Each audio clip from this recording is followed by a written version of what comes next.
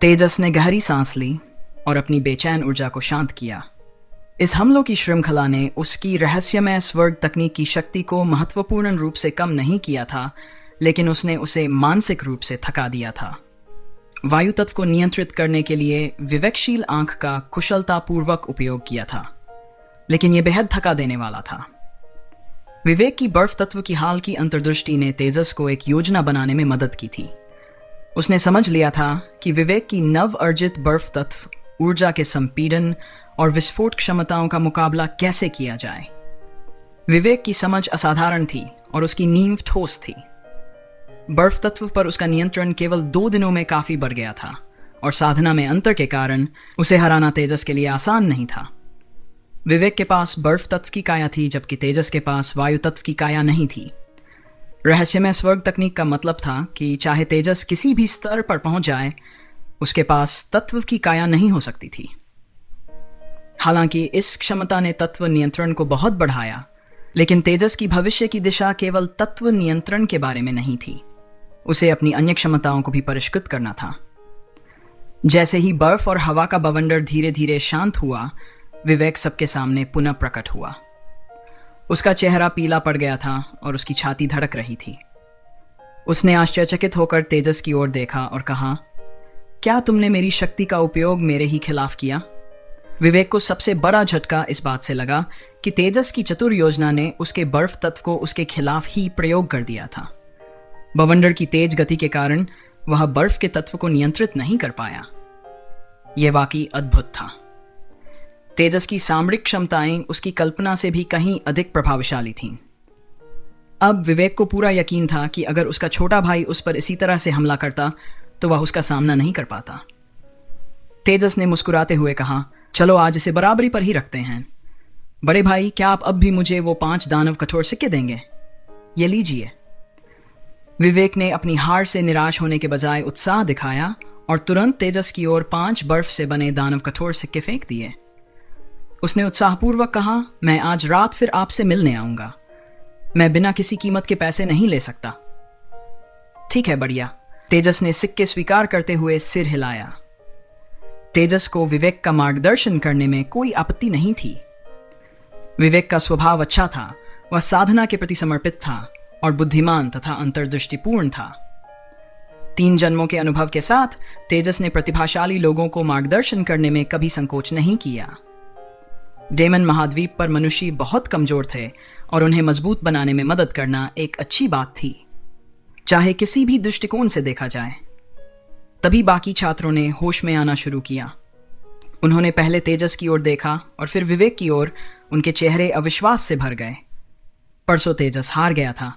हालांकि उसने बड़ी ताकत दिखाई थी, फिर भी वह हार गया था। लेकिन 2 दिन बाद वह कैसे बराबरी पर आ गया? और वे साफ देख सकते थे कि आज का सबसे बड़ा भाई पिछले दिन के सबसे बड़े भाई से ज्यादा ताकतवर था। फिर भी यह सिर्फ बराबरी पर ही था। क्या आप सभी विनम्र नहीं हैं? क्या आपने देखा है असली मुकाबला कैसा होता है? तुरंत हमला करना और प्रतिद्वंद्वी की ताकत का इस्तेमाल करना, यही है अपनी क्षमताओं का अंतिम उपयोग। यह लड़ाई एक पाठ्य पुस्तक उदाहरण थी। यह मैच सचमुच शानदार था, मनन ईश्वर ने कहा और तालियां बजाईं। 2 व्यावहारिक युद्ध पाठों में तेजस ने उन्हें हर बार आश्चर्यचकित किया था और हर बार पिछली बार से अधिक प्रभावशाली था। इस लड़ाई पर क्या टिप्पणी की जाए? मनन को समझ में नहीं आ रहा था। उसे कोई खामी नजर नहीं आई और न ही उसे सलाह देने की जरूरत महसूस हुई।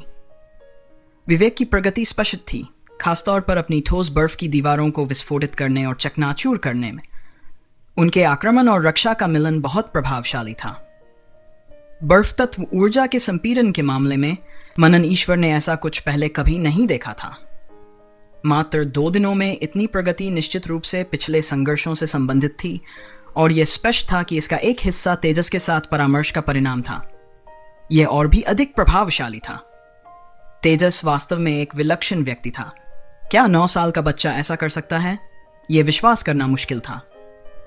गुरुजी, मैं तेजस को चुनौती देना चाहता हूं, गौरव ने कहा। गौरव का क्रोनोक्रोक रूपांतरण, एक द्वितीयक रक्तरेखा, सभी छात्रों में सबसे अधिक महत्व प्राप्त करता था। तेजस ने देखा कि उसका नियंत्रण कितना उत्कृष्ट था और समय के तत्व पर उसके विचार गहराई से भरे हुए थे। क्या समय एक तत्व है? इसे तत्व कहना मुश्किल है, लेकिन एक अर्थ में यह कुछ हद तक जादुई है। गौरव ने हमेशा महसूस किया था कि उसका क्रोनोक्रोक परिवर्तन शक्तिशाली था। समय के रहस्यों में उसकी महारत ने उसे साधना के लिए प्रमुख व्यक्ति बना दिया था। क्रोनोक्रोक रूपांतरण की शक्ति के कारण बिना मजबूत क्रोनोक्रोकोडाइल वंश के किसी भी मानव के लिए समय को कुशलता पूर्वक नियंत्रित करना बेहद कठिन था। विवेक से सिर्फ 1 साल बाद आने के बावजूद गौरव की प्रगति धीमी थी, जबकि विवेक पहले ही 6ठे स्तर पर पहुंच चुका था। विवेक की प्रगति और बर्फ तत्व पर उसके बढ़ते नियंत्रण को देखकर गौरव के मन में सवाल उठे। क्या तेजस से लड़ने से उसे तत्व नियंत्रण में महारत हासिल करने में कुछ अंतर्दृष्टि मिलेगी? तेजस से लड़ने में उन्हें कोई नुकसान नहीं होगा। इसका कारण साफ था, उनका समय नियंत्रण किसी भी मौलिक नियंत्रक को पूरी तरह से दबा सकता था। चलो, यह देखने में दिलचस्प होगा। तेजस, तुम वायु तत्व की ऊर्जा को संपीड़ित कर रहे हो, लेकिन क्या होगा अगर मैं तुम्हें एक पल के लिए समय में रोक दूं? सबसे अच्छा परिदृश्य यह होगा कि तुम्हारी संकेंद्रित ऊर्जा अराजक हो जाए। सबसे खराब स्थिति में यदि मैं तुम्हारे वायु ब्लेड के उड़ान में रहते हुए समय को रोक दूं, तो क्या तुम उन्हें नियंत्रित कर पाओगे? क्या तुम्हारी आध्यात्मिक शक्ति अभी भी जुड़ी रह सकेगी? ऐसा करने का कोई तरीका नहीं है। इसलिए हालांकि तेजस ने विवेक के साथ मुकाबला बराबरी पर ला दिया था, गौरव को खुद पर पूरा भरोसा था। उसे यकीन था कि यहां सभी के बीच वही एकमात्र ऐसा व्यक्ति है जो तेजस का सबसे अच्छा मुकाबला कर सकता है। तेजस ने गौरव की आंखों में लालसा देखकर उसकी ओर देखा। गौरव ने कहा, आप थोड़ी देर आराम कर सकते हैं, मैं आपका इंतजार करूंगा। मनन ईश्वर ने पूछा, तेजस, क्या तुम गौरव की चुनौती स्वीकार करने के लिए तैयार हो? ठीक है, कोई समस्या नहीं, तेजस ने उत्तर दिया। बिल्कुल, वह सहमत हो गया। उसके दिल में एक जलती हुई इच्छा थी।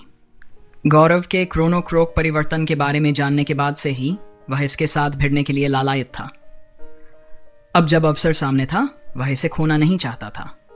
ब्लडलाइन छाप को मर्ज करने के लिए स्लॉट के बिना भी वह अपनी भारी कवच क्षमता को छोड़ सकता था। क्रोनोक्रोक परिवर्तन की तुलना में आयरनहाइड शील्ड न केवल थोड़ा कमतर था, बल्कि उनके बीच का अंतर भी शब्दों में नहीं कह सकते थे। इसी बीच तेजस ने पालथी मार्ग बैठकर ध्यान किया और अपनी आध्यात्मिक शक्ति को पुनः प्राप्त किया, जो उसने अभी अभी खर्च की थी। तेजस से मिलने की व्यवस्था के बाद विवेक ने युद्ध में अपनी कमियों और बर्फ तत्व पर अपने नियंत्रण पर विचार करना शुरू किया। हालांकि यह सुनकर कि गौरव तेजस को चुनौती देना चाहता है, वह तुरंत गौरव के इरादों को समझ गया। विवेक और गौरव पहले भी एक दूसरे से लड़ चुके थे। जब वे एक ही स्तर पर थे, तो गौरव के हाथों विवेक को काफी नुकसान उठाना पड़ा था। लेकिन जब उसने बर्फ तत्व का शरीर प्राप्त कर लिया, तो गौरव के पास फिर कभी मौका नहीं था। गौरव के हमले उसके बर्फ तत्व के शरीर को भेद नहीं पाए, जबकि गौरव का समय नियंत्रण वास्तव में बर्फ तत्व के हमलों को अव्यवस्थित और बेकाबू बना सकता था। बर्फ तत्व की ठंडी प्रकृति का मतलब था कि एक लंबी लड़ाई में गौरव का समय नियंत्रण समाप्त हो जाने पर विवेक अंततः पूरी तरह से जम जाएगा। तो तेजस के बारे में क्या? वायु तत्व बर्फ तत्व की तुलना में बहुत अधिक सक्रिय है और इसे नियंत्रित करना और भी चुनौतीपूर्ण है। तेजस जितना बेहतर तरीके से इसे नियंत्रित करेगा, यदि इसे बाधित किया जाए तो उतना ही अधिक परेशानी भरा होगा। इसमें कोई संदेह नहीं है कि गौरव की क्षमताएं उसके लिए एक वास्तविक चुनौती होंगी। तो तेजस गौरव का सामना कैसे करेगा और वह वायु तत्व पर नियंत्रण कैसे बनाए रखेगा?